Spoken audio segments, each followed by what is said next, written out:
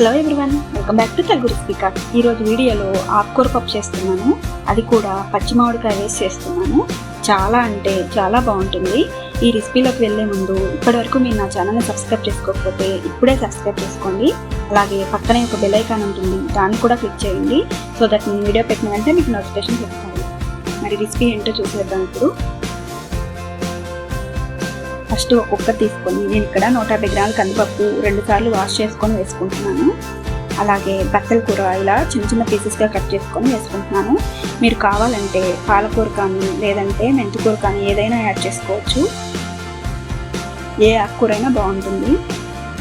అలాగే మామిడికాయ ముక్కలు మనకి కొంచెం పుల్లటి మామిడికాయ అయితే బాగుంటుంది.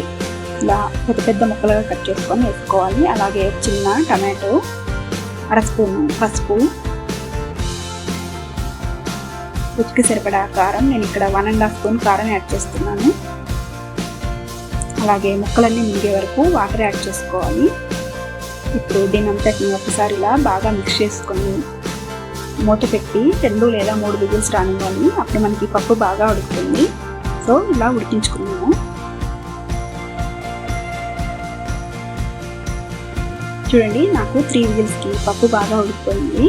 ఇప్పుడు అందులో సరిపడినంత ఉప్పు వేసుకొని ఒకసారి మ్యాష్ చేసుకోవాలి.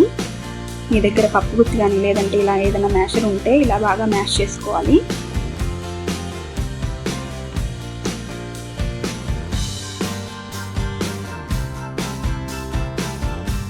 ఇలా మ్యాష్ చేసుకున్నాను. ఇప్పుడు పక్కన పెట్టుకున్నాను.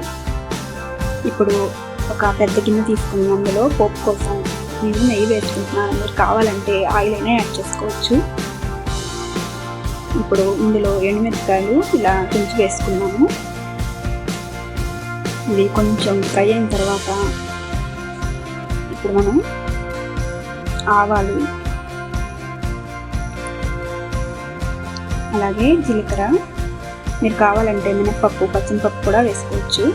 అలాగే 2 లేదా 3 వెల్లుల్లిపాయ రెబ్బలు ఇలా దంచి వేసుకోవాలి.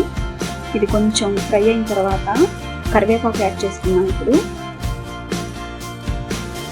మనకి కరివేపాకు కూడా ఇలా చిటపట ఉన్న తర్వాత ఆనియన్స్ అలాగే గ్రీన్ చిల్లీస్ కూడా యాడ్ చేసుకున్నాము. మనకి ఈ ఆనియన్స్, గ్రీన్ చిల్లీస్ కూడా కొంచెం బ్రౌన్ కలర్ వచ్చే వరకు ఫ్రై చేసుకున్నాము. ఇప్పుడు ఒకసారి స్టవ్ ఆఫ్ చేసి చూడండి, ఇలా బ్రౌన్ కలర్ వచ్చిన తర్వాత ఇంగు యాడ్ చేసుకున్నాం. మనకి సాంబార్కైనా పప్పుకైనా ఇంగు వేసుకుంటే టేస్ట్ అనేది చాలా బాగుంటుంది. చూడండి, ఇలా ఫ్రై అయిన తర్వాత మనం ముందుగా మ్యాష్ చేసుకున్న పప్పు యాడ్ చేసుకున్నాం. ఇప్పుడు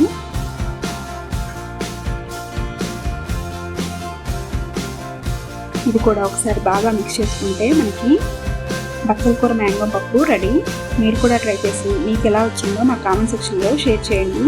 మీకు కనుక ఈ వీడియో నచ్చినట్లయితే ప్లీజ్ లైక్ చేయండి, షేర్ చేయండి. అలాగే మరిన్ని వీడియోస్ కోసం తెలుగు రెసిపీ కార్ట్ ఛానల్ని సబ్స్క్రైబ్ చేయండి. Thanks for watching.